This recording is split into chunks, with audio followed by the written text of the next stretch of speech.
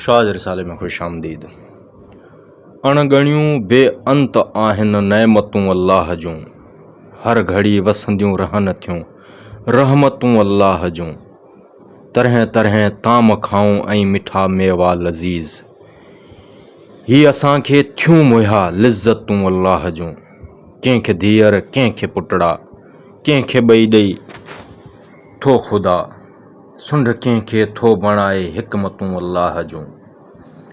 पोपटन जा रंग सुहिणा ऐं गुलाबनि जो गाओ, कंहिं कई माखी मिठी सभु फरहतूं अल्लाह जूं।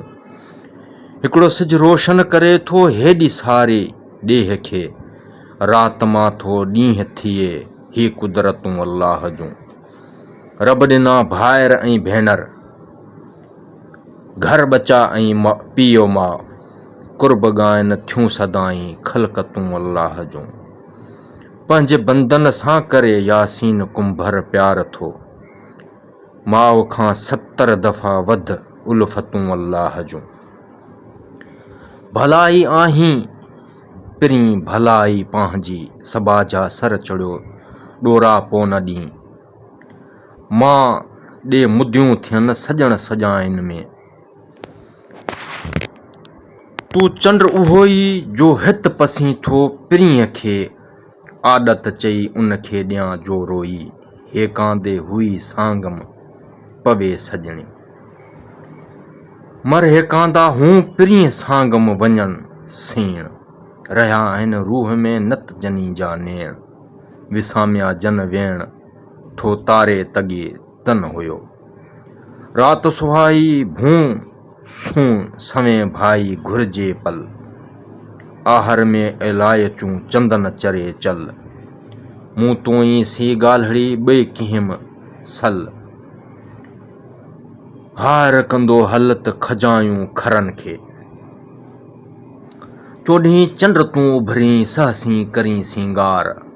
पलक पिरियां जे न पड़ें जे हीलन करें हज़ार, जहिड़ो तूं सभ जमार तहिड़ो दम दोस्त जो। सहसी सजन उभरे 84 चंदन, बल्लाहरे पिरीं सभु ऊंधा ई भायां। चंड तुंहिंजी ज़ात पाड़ियां न पिरीं सी, तूं अछो ऐं राति सजण नत सोझरा। चंड चवां सच जे मिठी न भाई, कॾहिं उभरें सन्हड़ो कॾहिं उभरें ॻच। मुंहं में ॿरई मच, तो में नाहे पेशानी पिरींअ जी। खणी नेण खुमार मां जान कयाऊं नाज़ नज़र, सूरज शाखूं झुकियूं को माण्हू कमर। तारा कतियूं ताइब थिया देखींदे दिलबर, झुको थियो जोहर जानब जे जमाल सी। तारा तेली रू लधा लालन उभरी, जहिड़े तूं सबूर तहिड़ी साफ़ी सजणी। तोॾां घणो निहारियां तारा तेलाहीं, सजण जेॾाहीं तूं तेॾाहीं उभरी। हिन तारे हिन हंध हुत मुंहिंजा सिपरी, सजण माखी मंध कोड़ा थियनि न कॾहिं। तारा तर तरोकणियूं मथनि फुलड़ियूं, खूह से रातणियूं जे मूं पिरीं पुॼाणा पियूं।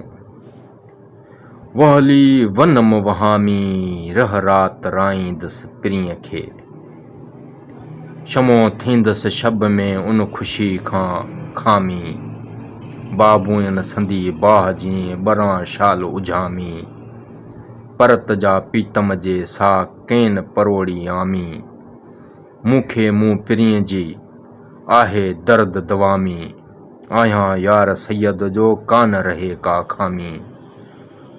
हू जा लौ लतीफ़ चे मूंखे आहे मदामी, रोशन थिया रुञनि में ही हुआ लौ उन्ही लामी।